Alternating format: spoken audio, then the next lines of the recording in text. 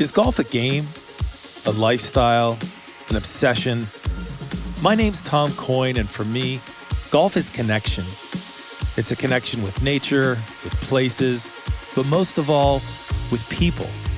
Now, I've traveled the world on some crazy golf adventures, and everywhere I go, I find people whose lives revolve around this little white ball. Because this isn't just a game. This is the lynx life. Streamsong, a golf miracle in the sandy center of Florida. They turned thousands of acres of mining ground into courses by Doak and Core Crenshaw and Gil Hans. It's a veritable Mount Rushmore of golf design. I was lucky to play there with a kindred golfing soul. Now, there are a few people whose golf lives I look at and think, whoa, you've got to be crazy. Matt Cardis is one of them.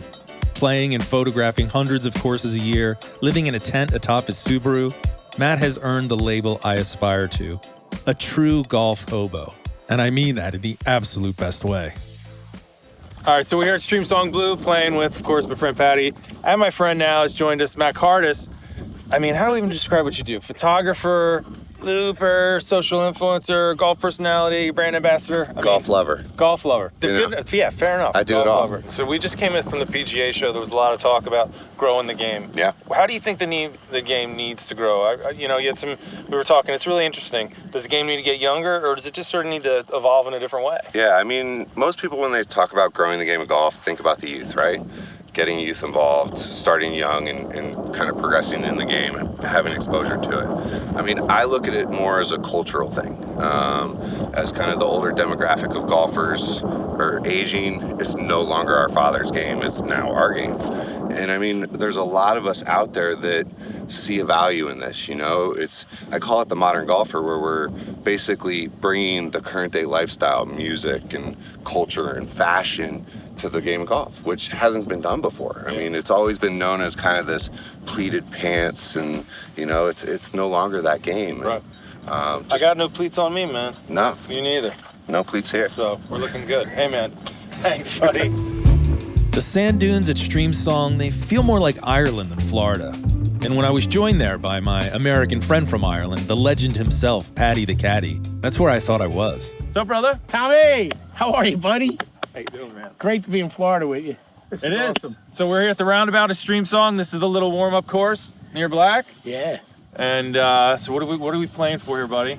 Oh, I like this competition. We're going to definitely play for a course called Scotland. We're going to do something real interesting here. I got something in my bag I brought all the way from Scotland. Okay. And I think Haggis? A little haggis. I think the loser can wear this hat.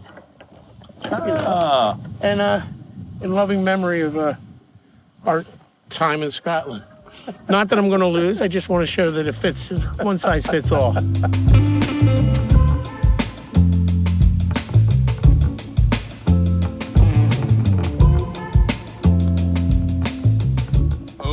I'm going to leave it there for you to pick up the win.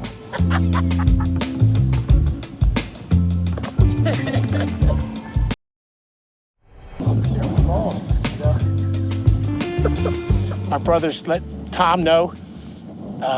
Paddy's the guy you got to reach out to. I have this 7-page email he sent me, framed in my house, introducing himself to me, what he was going to attempt to do. I thought he was nuts, living there already about a year and a half. Yeah.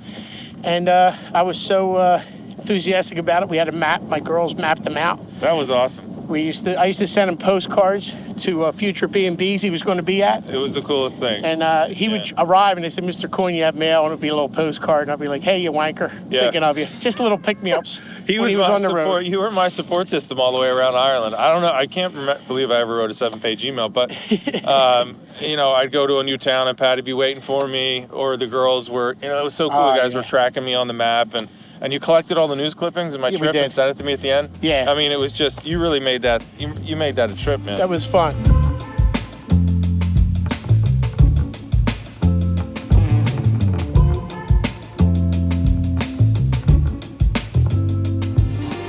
The Winter Park 9, it's the new standard for community golf. Redesigned by Keith Rebb and Riley Johns, it's proving that great golf doesn't need to be expensive or exclusive or take 5 hours to play. Winter Park is my wish for every small town in America. There he is, my buddy Billy. Unassuming when you meet him, you wouldn't know that Billy Collins is a U.S. Poet Laureate and America's most famous living poet. And for my money, its finest.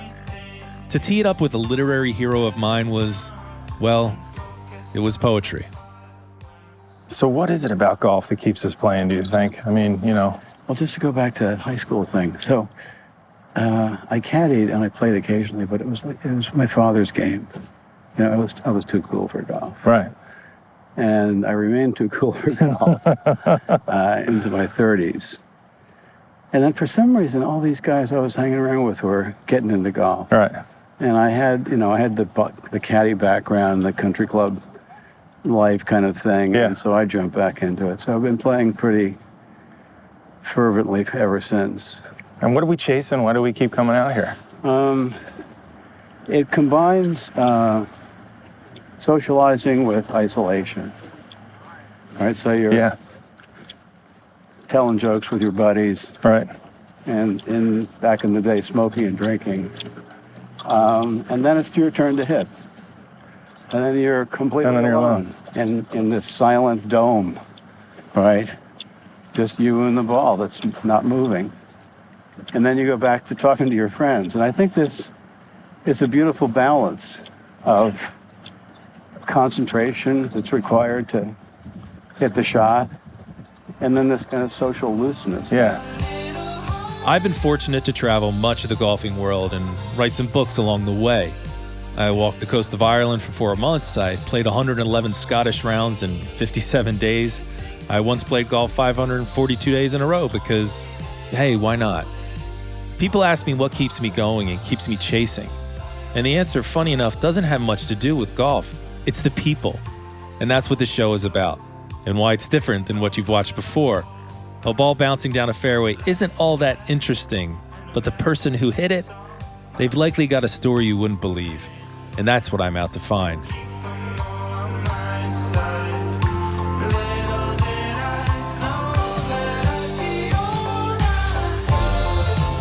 The journey is just beginning.